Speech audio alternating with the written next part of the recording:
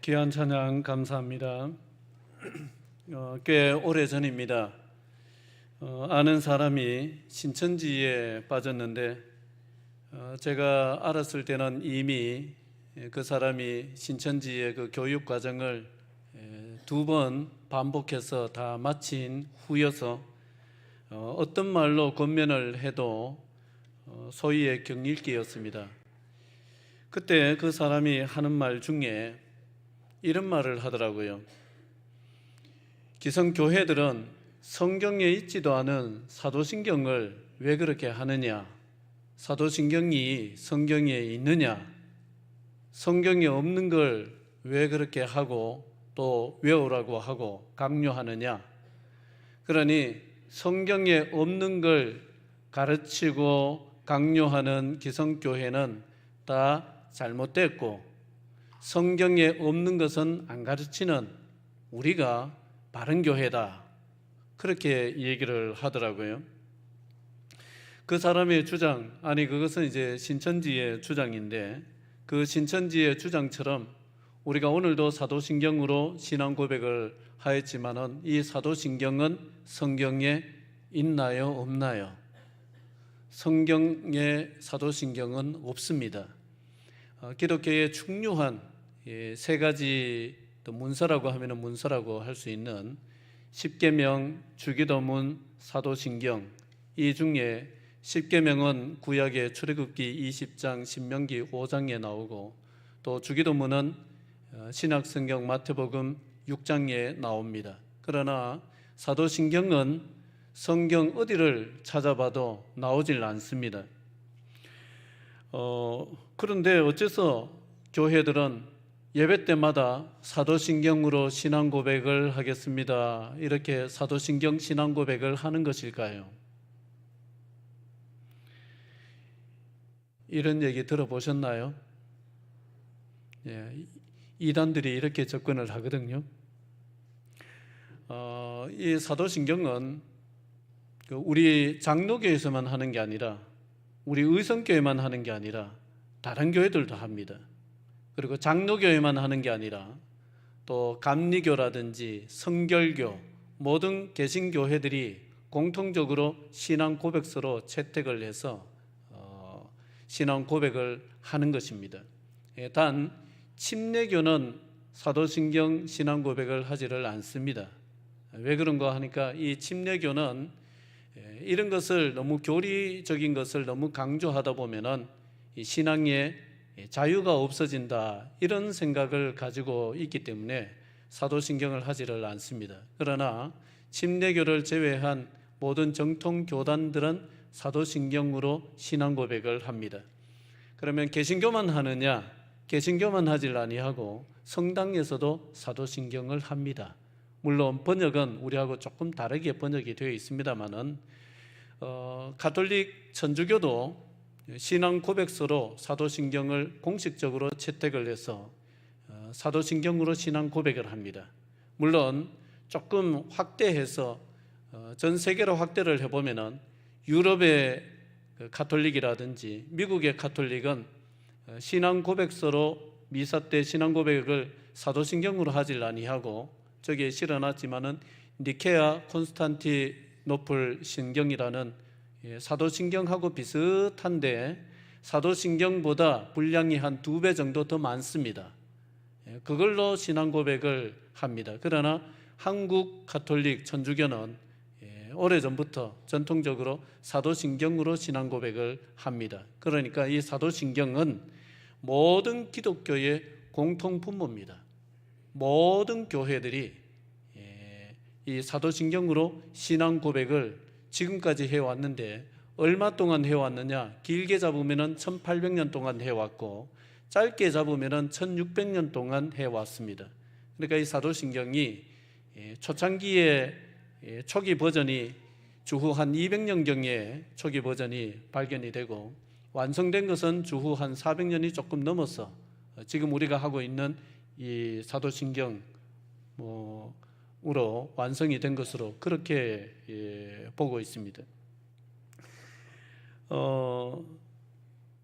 그리고 재미난 것은 이 사도신경을 전혀 하지를 않는 곳들이 있습니다. 어디가 하지 않느냐? 서두에 말씀드렸다시피 신천지는 하지를 않습니다. 여호와 증인 하지를 않습니다. 제7일 안식교, 예수재림교 하지를 않습니다. 다 이게 어디에 속한 것들이에요? 이단에 속한 것들인데 이런 것들은 사도신경을 하지를 않습니다. 못합니다. 왜 하지를 않고 왜 못하느냐? 조금 이따가 말씀을 드리겠습니다. 자, 오늘부터 사도신경 강해를 몇 주간 하겠습니다. 우리가 매주 사도신경으로 신앙 고백을 하는데 사도신경이 뭐냐? 성경에 없는 건데 이게 도대체 뭐냐? 일단 그 말 뜻부터 우리가 좀 알 필요가 있습니다. 자, 사도신경 같이 해볼까요? 사도신경. 사도신경은 사도라는 말하고 신경이라는 말이 합쳐진 말입니다. 사도는 예수님의 직계제자 12제자를 사도라고 하죠. 예수님의 12제자를 사도라고 하고요. 신경은 뭐냐? 우리가 뭘 믿느냐? 믿음의 핵심 요체, 핵심, 그런 뜻입니다. 신경이라는 말은. 그래서 붙여보면은 예수님의 제자들이 우리에게 전해준 복음의 핵심, 믿음의 핵심, 그게 사도신경이라는 말의 뜻입니다. 그러면은 기왕이면은 사도신경이라 하지 말고 예수신경이라고, 예수님이 우리에게 전해준 복음의 핵심, 이러면 훨씬 더 믿음직스럽고 권위가 있을 것 같은데 왜 사도신경, 사도들이 전해준 복음의 핵심, 그걸 가지고 사도신경을 하느냐, 신앙고백을 하느냐, 그렇게 우리가 의문을 한번 가질 수가 있는데 마태복음 28장 18절에서 20절을 보면은 부활하신 예수님께서 승천하시기 전에 제자들, 곧 사도들을 모아놓고 이런 명령을 하신 게 나오죠. 자, 같이 읽어볼까요? 시작. 그러므로 너희는 가서 모든 민족을 제자로 삼아 아버지와 아들과 성령의 이름으로 세례를 베풀고 내가 너희에게 분부한 모든 것을 가르쳐 지키게 하라. 볼지어다 내가 세상 끝날까지 너희와 항상 함께 있으리라 하시니라. 자, 여기에 예수님께서 내가 너희에게 분부한 모든 것을 다른 사람들에게 가르쳐서 그대로 지키도록 해라 라고 하셨습니다. 그렇다면은 사도들이 우리에게 전해준 내용은, 복음은 자기들이 임의로 만들어낸 것입니까? 예수님에게서 배운 것, 들은 것입니까? 예수님이 분부하신 것, 예수님이 말씀하신 것을 사도들이 받아가지고 또 다른 사람들에게 가르친 것입니다. 그게 지금까지 내려오는 거예요. 그렇기 때문에 사도들이 전한 복음은 곧 예수의 복음이고 예수님이 우리에게 가르치신 믿음의 핵심이 곧 사도들이 우리에게 가르친 믿음의 핵심하고 똑같은 것입니다. 여기까지 이해가 되시나요? 여러분들이 이해를 잘 하신 겁니까? 제가 설명을 잘한 겁니까? 그때는 두 개 답니다. 그러시면 됩니다. 두 개 다죠? 여러분들이 또 이해를 잘 하셨습니다. 그래서 사도신경이 곧 예수신경인 셈이죠. 자, 이렇게 사도신경이 뭐냐, 그 말뜻을 통해 가지고 우리가 알아봤고요. 그렇다면은 우리가 이런 생각도 해볼 수 있죠. 아니, 성경이 있잖아요. 성경. 그 성경 가지고 믿으면은 여기 아주 자세하게 잘 나와 있는데 뭐 그렇게 또 사도신경이라고 성경에 없는 것을 따로 만들어 가지고 외우고 뭐 그렇게 할 필요가 어디 있습니까? 이렇게 또 반문할 수가 있습니다. 이것은 초대교회의 상황을 우리가 좀 알아야 이해가 되는 부분인데요. 여러분, 지금은 집에 성경책 없습니까? 있습니까? 하나 있습니까? 두 권, 세 권 있습니까? 많이 있습니까? 부자시네요. 여러분, 이렇게 성경을 모든 개인이 집에 가지고 있을 수 있는, 소장할 수 있는 시대가 불과 얼마 되질 않았습니다. 얼마 되질 않았어요. 이렇게 될 수 있었던 것은 인쇄 기술이 발달했기 때문에 공장에서 대량으로 이걸 인쇄 기술로 찍어내죠. 대량 생산을 했기 때문에 우리가 그래도 싼 가격에 성경을 소유할 수가 있게 됐습니다. 목사님, 성경책 안 쌉니다. 성경 한 권에 요즘에 4만 원, 5만 원 하더라고요. 조금 글씨 크고 좀 크게 된 거는 5만 원 이상 가는 것도 있고요. 안 싸지요. 그렇지만은요, 옛날에 비해 가지고는 엄청나게 싼 겁니다. 옛날 성경 시대로 돌아가면은 인쇄술이라는 것이 없었어요. 인쇄술이라는 게 없기 때문에 성경은 전부 다 손으로 써서 만들어냈습니다. 그것도 글씨를 쓰는 사람들이 모두가 쓸 수 있는 게 아니에요. 오늘날 우리가 글씨를 다 쓰지만은 옛날에는 필기도구도 없고 그것도 비싸고 글씨를 쓰는 전문인들이 있었습니다. 지금은 운전 다 하지만은 한 40년 전에는 운전을 전문적으로 하는 직업이 따로 있었죠. 그것과 똑같이 성경 시대로 가면은 글씨를 전문적으로 쓰는 사람들이 아주 소수였습니다. 그 사람들을 서기관이라고 불렀죠. 그 사람들은 굉장한 엘리트들이었습니다.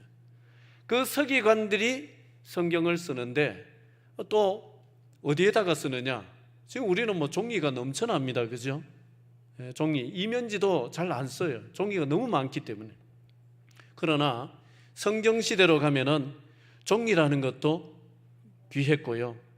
또 이 종이에다가 쓰면은 뭐 이게 막 또 습기가 많고 이러면 썩고 이럴 수가 있어서 조금 더 오래 보관을 하려면 어디에다가 썼느냐 하면은 양 가죽에다가 썼습니다.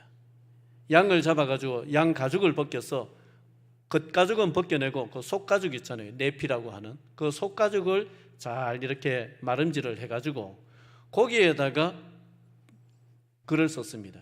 갈대펜을 가지고.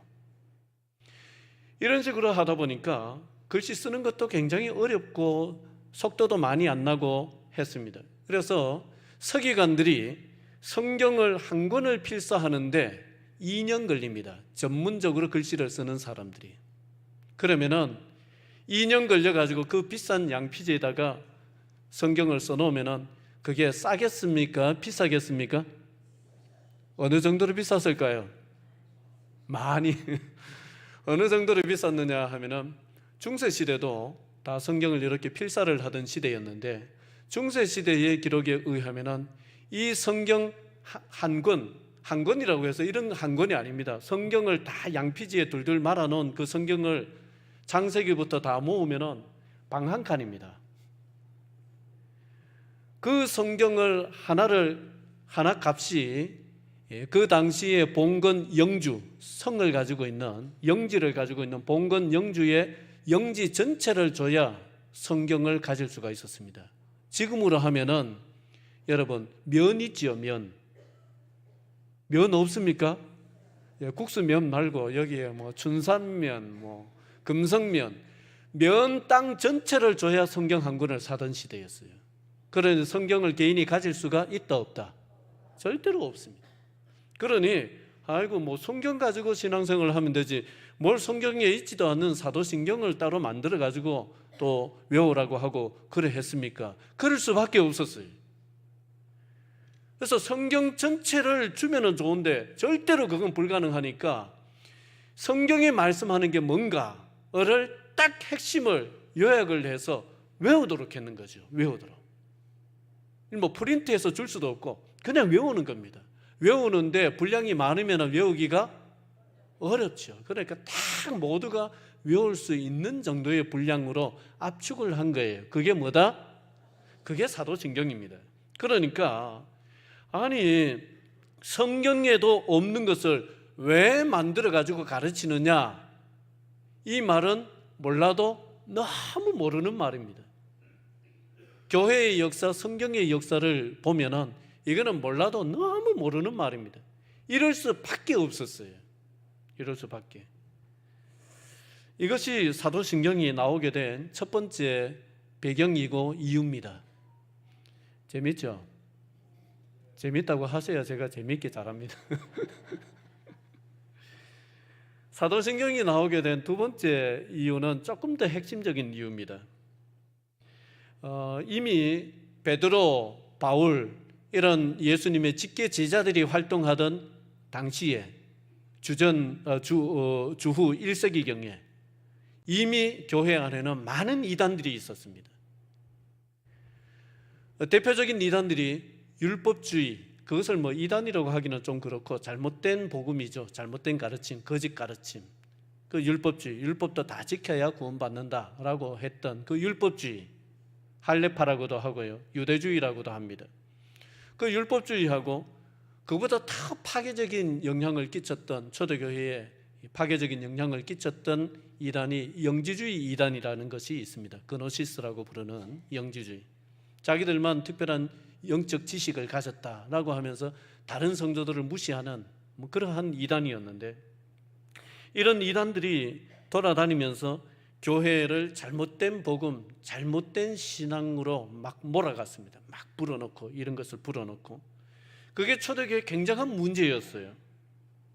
그 사도들도 이단 문제로 얼마나 골치를 앓았는지 바울은 거짓 선지자에 대해서 좋은 말을 안 합니다.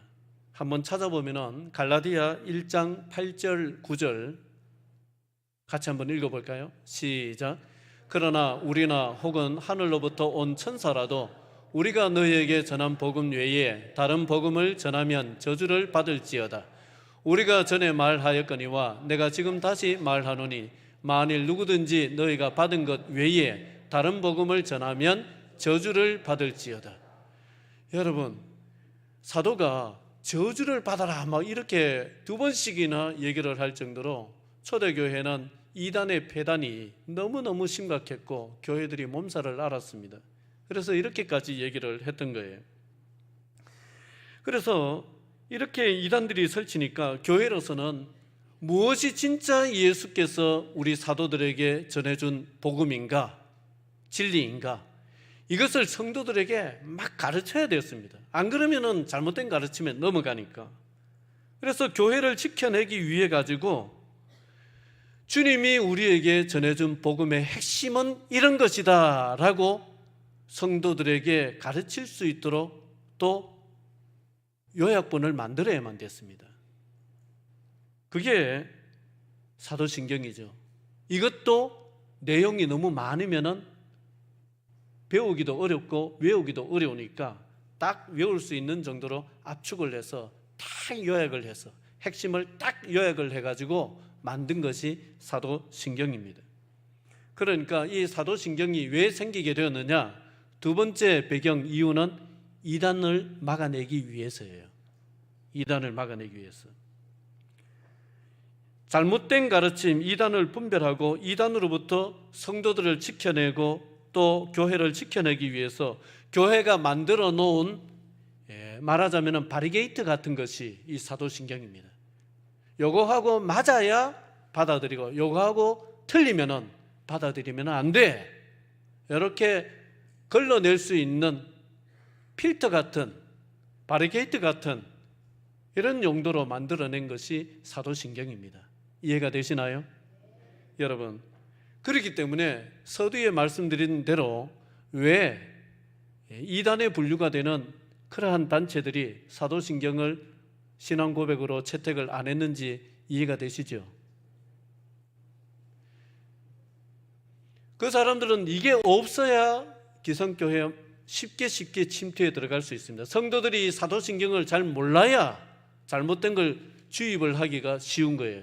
그래서 사도신경을 부정하고 사도신경 그런 거 하면은 가짜 교회다 이렇게 자꾸 얘기를 하는 이유가 태생적으로 사도신경이 이단을 방어하기 위한 목적으로, 분별하기 위한 목적으로 만들어낸 것이기 때문에 그렇습니다. 그런데 참 안타까운 것은 최근 들어 교회들이 1800년 내지 1600년 동안 교회가 공통적으로 고백하면서 가지고 왔던 내려왔던 이 사도신경을 잘 안 하고 있어요. 도시교회들은 언제부턴가 예배의 간소화 바람이 불어가지고 예배가 굉장히 간소화되고 집회식으로 진행되는 교회들이 많이 생겼습니다. 그러다 보니까 또 요즘에 젊은 사람들은 이런 거 싫어한다 해서 많은 것을 빼버렸는데 그중에 뭘 뺐느냐? 사도신경을 빼버렸어요.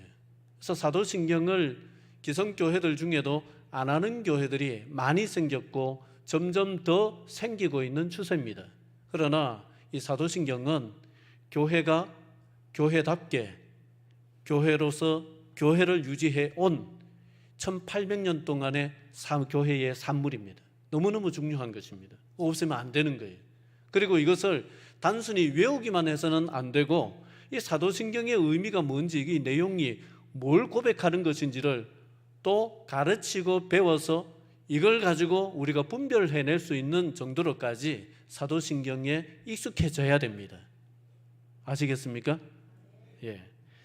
자, 우리가 수도 없이 외운 사도신경인데, 자, 사도신경 오늘도 했지만은 질문을 던지겠습니다. 사도신경에 믿사오니 믿는다 라는 말이 몇 번 나올까요? 몇 번 나올까요? 저를 보시면 알 수 있습니다. 몇 번 나올까요? 예, 우리가 고백하는 개신교 그 사도신경에는 믿는다는 말이 4번 나옵니다. 그런데 이 사도신경은 원문이 고대 로마 말로 되어 있어요. 라틴어. 예, 로마 말로 되어 있는데 라틴어 원문을 보면은 믿는다는 말이 크레도인데 이 크레도라는 말이 몇 번 나오느냐 하면 딱 3번 나옵니다. 이걸 번역하면서 한 번을 더 집어넣은 거예요. 우리 말이 되도록 하기 위해서. 원문에는 없는데. 자, 그럼 또 질문을 드리겠습니다. 왜 믿는다는 말이 딱 3번 나올까요?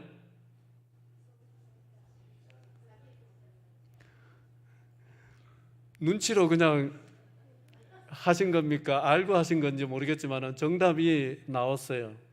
왜 3번 나오느냐 하면은 성부에 대한 신앙 고백, 성자에 대한 신앙 고백, 성령에 대한 신앙 고백, 성부, 성자, 성령의 삼위 하나님에 대한 신앙 고백이기 때문에 3번 나옵니다.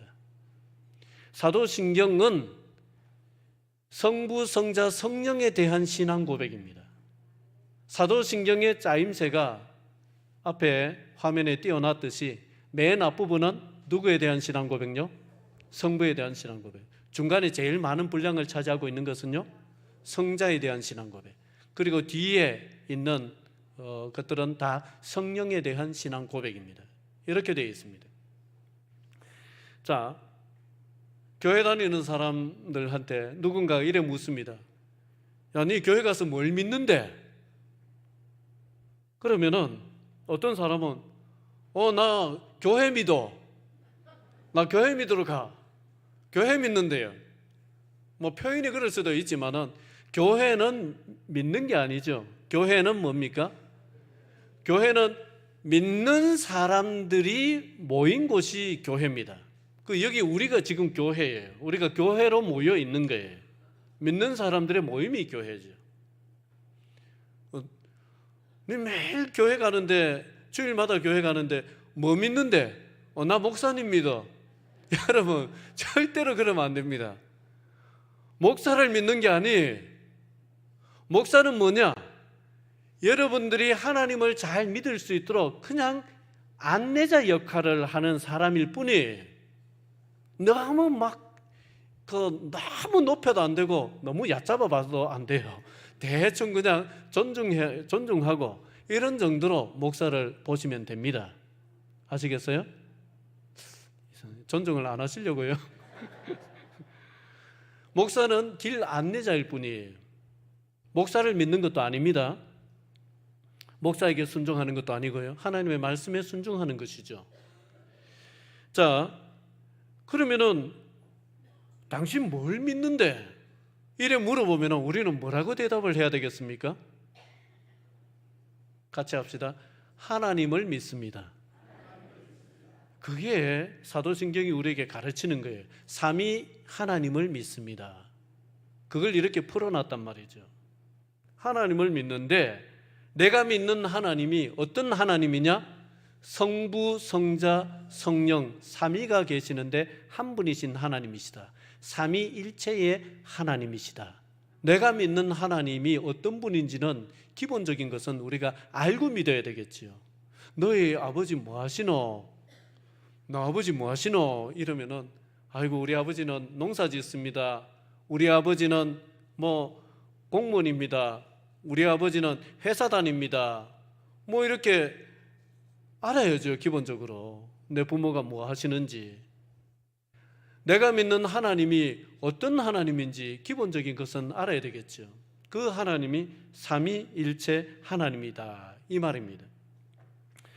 그러면은 하나님이 성부 하나님이 있고 성자 하나님이 있고 성령 하나님이 있으면 하나님이 세 분이시네. 하나님이 세 분이세요? 하나님이요 세 분이 아니고 하나님이 한 분이신데 세 위격이 계시다는 거예요. 자, 이 위격이라는 말이 좀 어려울 수가 있는데 우리가 사람에게는 뭐가 있다고 그럽니까? 사람이 있으면은 야, 저 사람 참 인격이 좋다. 인격이라는 게 있죠. 인격. 사람 됨됨입니다. 인격이라는 것은. 그 격이라는 것은 됨됨이를 말하거든요. 그 인격. 사람이 있으면은 인격이 있죠. 그 사람은 인격이라고 하지만은 하나님은 인격이다 이래 할 수 없잖아요. 하나님은 신이신데. 그래서 높여서 위격이라고 위자를 씁니다. 위격. 그래서 하나님은 하나님이시니까 사람이 인격이 있듯이 하나님도 위격이 있으신 거예요.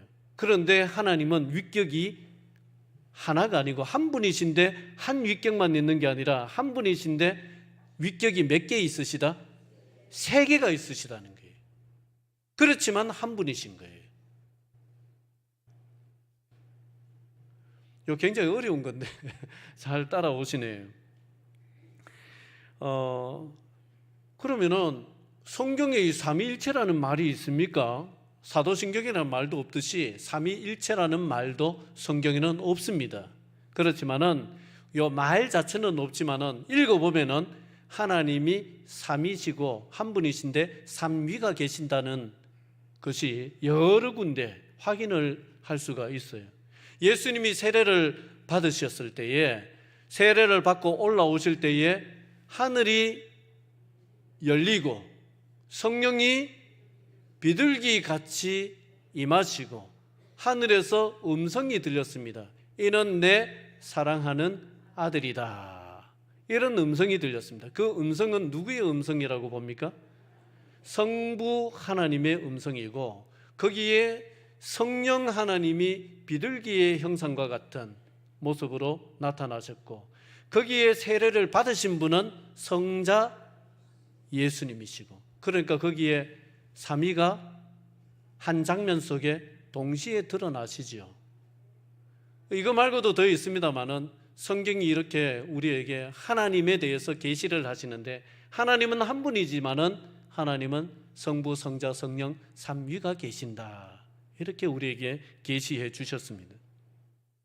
자, 그런데 잘못된 가르침 이단들에는 이 성부, 성자, 성령 삼위일체 하나님을 강조를 안 합니다. 못합니다. 왜 못하느냐? 거기에 누구를 끼워 넣어야 되니까. 누구를 자꾸 끼워 넣어요? 교주를 끼워 넣죠. 그래서 누가 재림 예수다, 누가 하나님이다. 이제는 하나님 역할 하던 사람이 죽으니까 이제 그 부인이 하나님 역할을 해요. 그래서 하나님 아버지가 아니고 하나님 어머니를 믿는 이런 것도 있고요. 재미난 게 많습니다. 그러니 뭔가를 자꾸 끼워 넣어야 되는 거죠. 내가 보혜사다, 내가 이긴 자다 이러면서 자꾸 다른 것을 끼워 넣어야 되니까 삼위일체 하나님을 강조할 수가 있겠어요, 없겠어요? 없는 거예요. 못하는 거죠. 그래서 이런 교리라는 것이 그저 만들어진 것이 아니라 오랜 역사 속에 잘못된 가르침을 방어하기 위해서 만들어진 거라서 오늘날에도 똑같이 통합니다. 오늘날의 이단과의 이단을 방어하는 데도 똑같이 혈육이 있습니다. 자, 그러면은 성부, 성자, 성령 중에 누가 제일 높으세요? 예, 눈치를 잘 보셔야 됩니다. 너무 용감하게 잘못 대답하시면 틀립니다. 성부, 성자, 성령 중에 누가 제일 높으실까요? 여러분, 몇 분이라고 말씀드렸어요? 성부, 성자, 성령이 한 분이세요. 한 분인데 누가 높고 누가 낮고가 있을 수가 있어요? 없어요? 없어요. 성부, 성자, 성령은 세 위격일 뿐이에요. 영광과 권능 모든 것이 동등하세요. 동등하세요. 자, 그러면은 또 이제는 실제적인 질문을 한번 던져볼 수가 있습니다. 이런 삼위일체 하나님을 믿는 것이 나나 우리한테나 그게 실제적으로 무슨 의미가 있습니까? 그냥 뭐 삼위일체 하나님이네 지식적으로는 그냥 기억하고 그거 말고는 우리한테 실제적인 의미가 아무것도 없는 겁니까? 이렇게 또 물을 수가 있습니다. 그런데 여러분, 사람이 무엇을 믿느냐, 어떻게 믿느냐에 따라서 그 사람의 행동이 거기에 따라 많이 결정이 되고, 행동만 결정되는 게 아니라 나중에 행동이 쌓이고 쌓이면 그 사람의 인생이 결정됩니다. 그래서 우리가 어떻게 믿느냐, 하나님을 어떤 분으로 믿느냐, 이게 사실은 그냥 지식에만 해당되는 게 아니라 우리의 삶에 해당이 됩니다. 가령 한번 보십시오. 예전에 제가 어렸을 적에 어른들이 문지방 밟고 있으면 불호령이 떨어집니다. 문지방 밟지 말아요. 뭐 방문 출입할 때도 문지방 밟으면 막 야단을 치셨어요. 문지방 밟지 마라. 문지방 밟으면 어떻게 된다? 복 나간다. 문지방 밟지 마라. 밤에 뭘 보지 마라. 거울 보지 마라. 밤에 뭐 깎지 마라. 손톱 깎지 마라. 저승갈 준비한다고 하지 말라는 거예요. 여러분, 얼마나 귀에 딱지가 않도록 드러났는지 저는 지금도 문지방 안 밟고 넘어갑니다. 혹시 실수로 문지방 밟으면 기분이 찜찜해요. 지금까지 거의 안 밟았어요. 일부러 문지방 넘어갈 때, 방문 출입할 때, 어디 출입할 때 일부러 안 밟습니다. 왜 안 밟고 지금까지 살아왔느냐? 어려서부터 너무 귀에 딱지가 않도록 들어왔고 진짜로 복 나간다고 그때는 믿었으니까. 사람이 믿은 대로 행동을 하게 되는 거예요. 삼위일체 하나님을 믿는다는 것이 단순한 지식이 아닙니다.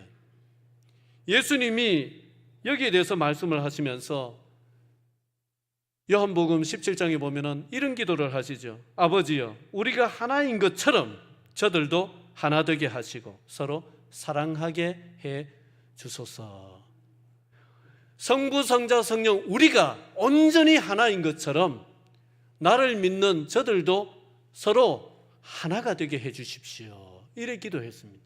그 예수님의 기도였습니다. 그러니까 이것이 삼위일체를 믿는다는 것이 단순한 지식을 가지는 것이 아니라 하나님의 삼위일체의 그 모습대로 우리도 같이 믿는 사람들이 함께 살아갈 때에 우리도 너무 높낮이 따지지 아니하고 너무 잘났나 못났나 따지지 아니하고 우리가 예수 안에서 형제 자매라는 것, 우리가 예수 안에서 하나라는 것, 이걸 항상 기억하고 사는 것, 그걸 몸으로 행동으로 옮기려고 애를 쓰면서 사는 것이 삼위일체 하나님을 믿는 삶의 모습입니다. 이해가 되십니까? 사도신경은 지금까지 사도신경의 서론이었고요. 이제 진짜 본론인데 언제 마치노? 이제 거의 다 왔습니다. 이 사도신경의 첫 부분은 같이 해볼까요? 전능하사 천지를 만드신 하나님 아버지를 내가 믿사오며. 이게 얼핏 보면은 전능하신 하나님이 전능한 능력으로 천지를 만드셨다. 우리 그 사도신경으로는 그런 느낌으로 와닿습니다. 그런 의미로 와닿습니다. 그러나 원문은 그렇지 않습니다. 원문은 순서가 다릅니다. 전능한 아버지, 그 아버지는 천지를 만드신 하나님이시다, 이래 되어 있습니다. 그러니까 전능하다는 것이 천지를 만든다는 말을 꾸미는 것이 아니라, 전능하다는 말이 뭘 꾸미고 있느냐 하면 아버지를 꾸미고 있습니다.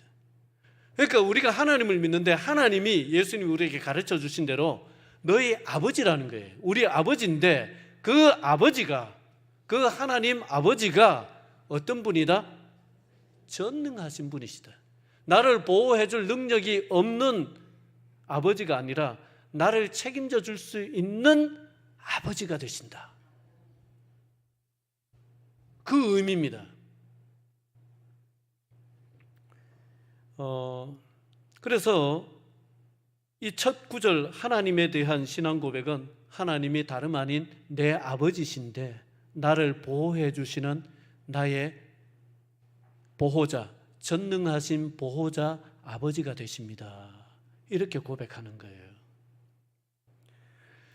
제가 의성에 이사 오기 전에 낙동강 바로 옆에 살았습니다. 집이, 교회가 낙동강에서 얼마 안 돼요. 걸어서 갈 수 있는 거리였습니다. 그래서 가끔씩 낙동강변에 걸으러 갔는데요. 낙동강변에 이제 걸으러 갔는데 뭐 사람이 없는 그냥 좀 숲이 있는, 강 둔치에 숲이 있는 거기를 이래 혼자 쭉 걷고 있었는데, 물 구경도 하고 뭐 모래 구경도 하고 이래 걷고 있었는데 갑자기 후다닥 하더니만은 그 숲에서 고라니 한 마리가 탁 튀어나가는 거예요. 여러분, 제가 살던 집은 고라니, 멧돼지, 너구리 뭐 수시로 나왔습니다. 밴도 수시로 인사하러 오고. 안 와도 되는데 새벽기도 나온다고 컴컴한데 문 열었는데 인사한다고 현관 앞에 있고, 그런 곳에 살다가 의성시로 왔습니다. 도심에 와서 사니까 참 좋으네요. 그 고라니 한 마리가 툭 튀어나가는 거예요. 그럼 보통 고라니는 겁이 많기 때문에 팍 튀어나가면은 그걸로 끝인데, 이 고라니가요, 저만큼 도망가더니 다시 저 있는 대로 다시 오더라고요. 그러더만 또 도망을 가고. 저게 왜 저러나? 고라니를 자주 봤기 때문에 고라니 습성을 아는데 절대로 그럴 애가 아니거든요. 그렇게 하더라고요. 도망갔는데 다시 저한테로 돌아왔다가 또 도망갔는데 돌아왔다가 저하고 사귀자는 건가? 근데 조금 있다가 이유를 알았어요. 개가 튀어나온 그 숲에 소리가 들리는데 새끼가 있더라고요. 그러니까 이 어미가요, 새끼를 보호하려고 저를 유도했는 거죠. 새끼 쪽으로 가지 말라고. 그 자기가 뭐가 되는 겁니까? 미끼가 되는 거예요. 야, 여러분, 원래 고라니는 겁이 많아서 순식간에 도망가는 동물인데, 새끼를 사랑하는 그 본능은 쥐가 살고자 하는 본능보다 더 강해요. 그래서 자기를 미끼로 던지더라고요. 몇 번씩이나. 깜짝 놀랐어요. 너무 감동받았어요. 하나님이 만드신 피조물 중에 고라니도 이러한데, 하물며 이러한 본능을 심어주신 하나님은 우리의 아버지로서 그 하나님의 심정은 어떠하시겠습니까? 오늘 본문 한번 볼까요? 하나님의 아들이신 예수님이 직접 아버지를 소개하신 대목입니다. 같이 읽습니다. 시작. 그러므로 그들을 본받지 말라. 구하기 전에 너희에게 있어야 할 것을 하나님 너희 아버지께서 아시느니라. 구하기 전에 너희에게 있어야 할 것을 하나님, 그분은 무시무시한 분이 아니라 너희 아버지시다. 그 아버지가 아신다. 이렇게 예수님이 친히 우리에게 가르쳐 주셨습니다. 하나님이 우리를 낳으시고 기르시고 또 때를 따라 공급해 주시는 우리의 아버지십니다. 얼마나 세심한 아버지냐? 우리가 구하기 전에도 있어야 될 것을 미리 헤아리고 계시는 아버지십니다. 가끔 제가 특히 주일 다 마치면은 제 방에 혼자 들어앉아 가지고 정성맞게 어떨 때 훌쩍훌쩍 거릴 때가 있어요. 저도 나이가 조금은 들었는가 봐요. 괜히 별의별 생각이 다 이래 들면서 주로 살아왔던 지난 날들이 쭉 생각이 나면서 어떨 때는 혼자 울기도 하고 그러기도 합니다. 정성맞게. 그런데 이런 생각이 들었어요. 제가 지금 이렇게 살고 있는 것 자체가 이게 기적이구나. 청년 시절에 모든 것이 불안정하고 정해지지 않아서 내가 뭐 하고 살아야 되나, 뭘 해야 되나 막 고민하고 방황하고 정해지지 아니한 미래로 인해서 참 불안 속에서 이렇게 하루하루를 보냈던, 그러면서도 집에서는 뭐 저를 밀어줄 만한 형편이 전혀 못 되는 어려운 집이었고, 그러니 내가 뭘 하고 살아야 되나. 그 시절이 딱 떠오르면서 지금 내 식구 같이 먹고 살고 있는 것 자체가 이게 기적이더라고요. 제 이름으로 된 집 한 채 없지만은 이래 먹고 살고 이렇게 사역하고 사역지가 있고 이래 살아가는 것 자체가 저에게는 크나큰 기적이었습니다. 물론 죽기 살기로 동분서주하면서 뛰어다닌 것도 있겠지만은 여러분 그 시간에 제 마음속에 솔직하게 드는 마음은 나는 바보 같고 나는 숙맥 같은 사람인데 하나님이 그래도 이런 사람을 불쌍히 여기셔서 나를 이렇게 살아갈 수 있도록 지금까지 나와 함께 하시고 또 길을 만들어 주셨구나. 그저 그게 감사한 거예요. 그게 기적인 거예요. 아버지시죠. 저에게 말씀대로 아버지가 되어 주셨던 것입니다. 여러분, 출애굽한 이스라엘 백성들이 홍해 바다 앞에 도착했을 때에 아니 왜 우리를 어쩌자고 길도 없는 이 막다른 바다 앞으로 우리를 인도하셨나. 걱정이 클수록 원망도 컸습니다. 그런데 그 사람들이 그 순간에는 눈이 가려서 보지를 못했죠. 하나님은 뭘 하고 계셨습니까? 저 파도치는 무시무시한 그 바다 밑에 하나님은 길 닦고 계셨거든요. 그게 안 보였던 거죠. 표면에 파도치는 바다만 보이고. 아버지가 되시는 하나님은요, 우리가 걸어가는 길을 이미 다 닦아 놓으셨습니다. 우리 눈에 잘 안 보일 뿐입니다. 울퉁불퉁한 길을 만나든 평평한 길을 만나든 오르막길을 만나든 내리막을 만나든 부모가 자식 망하라고 자식 넘어지라고 길을 그래 만들 부모가 어디 있겠습니까? 내 자식 걸어가는 길인데 하나님이 길을 다 닦아 놓으시고 우리의 아버지로서 우리와 함께하고 계십니다. 그 하나님을 의지하고 가시기를 바랍니다. 기도드리겠습니다.